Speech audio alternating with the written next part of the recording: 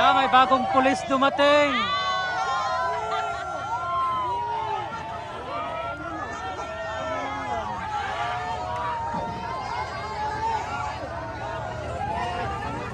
Oh, nasa ka na! Sali na kayo! Sali na kayo! Mga pulis!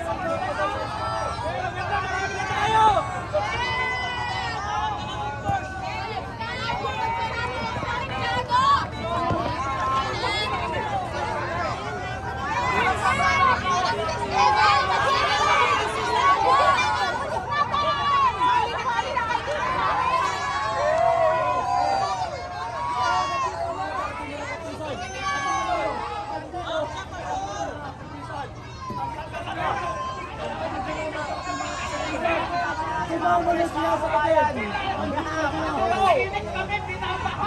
Hindi makatulog ng maayos. Alam ng mga Pilipino dito. Alam sa rin na yung kaawang nagtasalita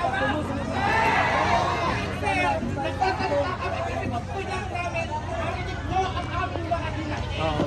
Alam namin na kampi namin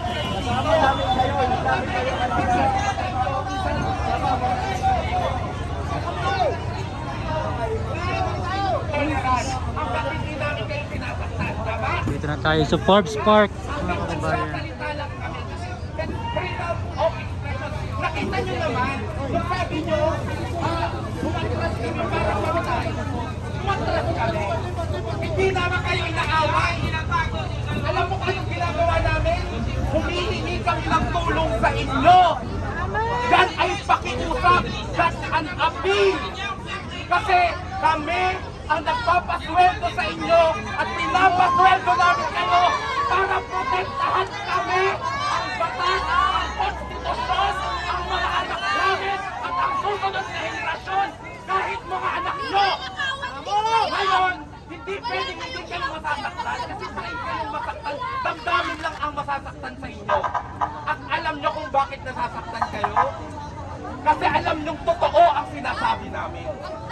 Hindi namin kayo pipisikalin. Kasi alam namin nakakampi namin kayo. Kami ay nagmamakaawa. At hindi nyo kami pwedeng sabihin na hindi kami pwedeng mag-vent out ng mga galit at frustrations namin.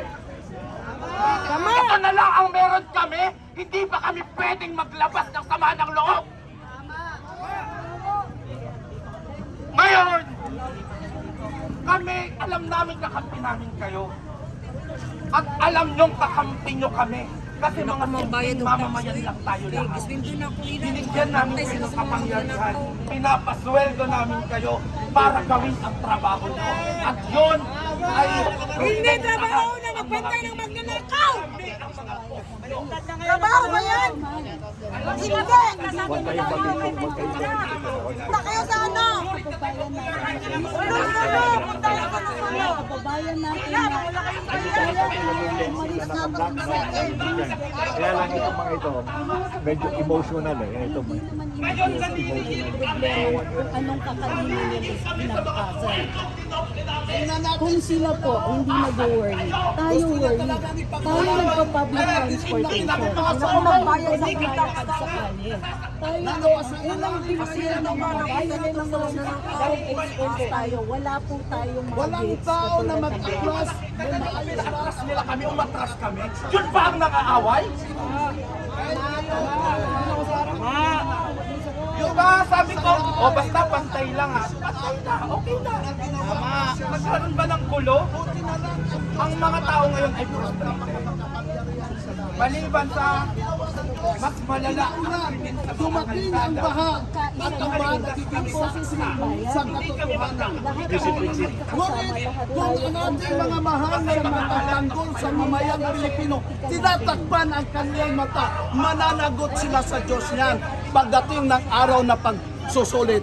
Kasi ayon sa 2 Corinthians chapter 5 verse 10, sapagkat ang bawat isa sa atin ay haharap sa hukuman ni Kristo at magbibigay sulit ang bawat isa ayon sa kanyang ginawa, mabuti man o masama.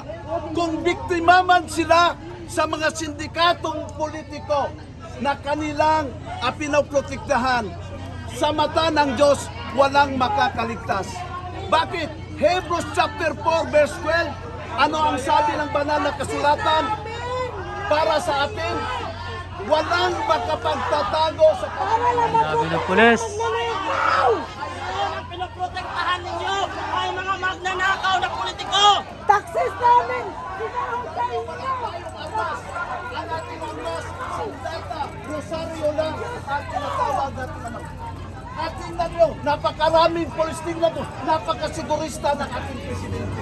Ginagamit lang Nakikita kayo! mo, tumawag agad ng polis. Ibig sabihin, sigurista na klaseng tao yan. Kung paano ang dating Pangulo, sinabi niya noon, ayaw niyang makipag-ugnayan sa tinatawag na itong ICC. Pero nang umalis si Sara sa DepEd, anong ginawa niya? Nakipag-ugnayan na sila sa tinatawag nating mga ICC. Ang ginawa nila sa ating dating presidente, pinakidnap nila sa dahig. Ginamit lamang ang tinatawag ng kapangyarihan. Ang mahal nating presidente, hindi sa inupalang para sa kanyang sariling Lalaki na may utang para sa kanyang sariling kasagaran sa buhay. pinapanganak ng mga anak Siya ay inunuklok ng mga tao sa pwesto para maglingkod sa bayan. Tinatawag sa public servant. Hanggang kailan nyo gagamitin ang Public puso servant ninyo? ba? Sabi ng Panginoon sa Mananumpa Kristo, kayo to serve and I'm protect, going to serve, to not serve to and be protect served. the people and to uphold the Pumunta ako sa mundo Constitution. upang maglingkod, hindi upang Pero ano ngayon ginagawa ninyo? Ngayon, Pinoprotektahan ninyo ang mga magnanakaw na politiko. Presidente pa rin si Marcos. Tayo ba ito? Tayo ito ang bayan dapat protektahan ng mga bayan. Hindi ang mga politiko. Alam nyo, walang ganitong rally kung dinampot ninyo ang mga magnanakaw na politiko. Pag ordinaryong Pilipino. Kung totoo Ang tanong, ninyo sinusunod sa palamtang alam bayan. ko wala kayong magagawa kasi utos lang ng mga post Rosario lang ang armas namin. At ang aming tinatawag kalayaan, hindi ba kayo nahiya? Nakakahiya ang gobyernong ito. Napakaliit ng taong nananawagan. Gumagamit pa sila ng maraming pulis. Ano ba kami kriminal? Wala ba kami karapatan ipahayag ang aming saloobin dahil bilyon-bilyong pira na ang ninakaw sa gobyerno?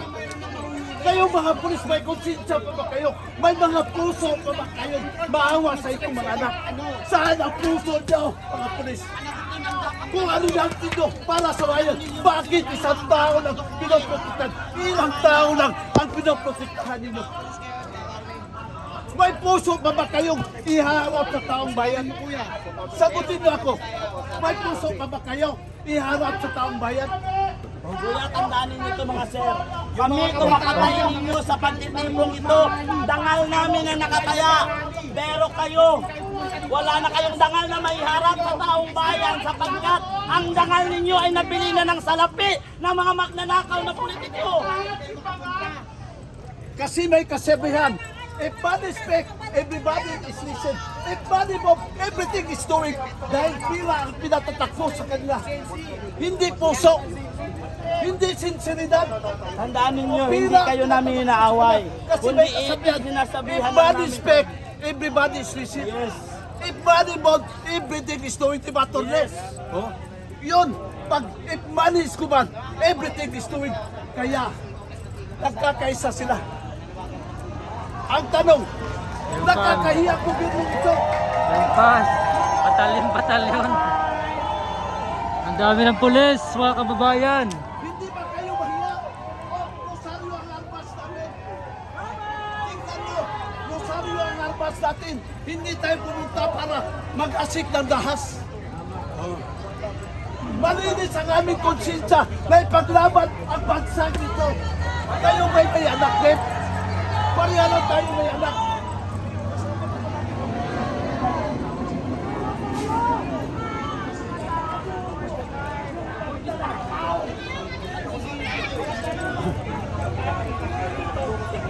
Kaya na ba si Basilio?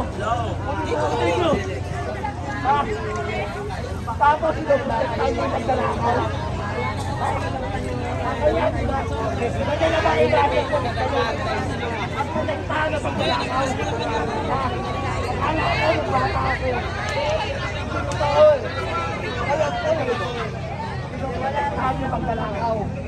Pero ngayon, malaki na ako. Ito, hawak ko.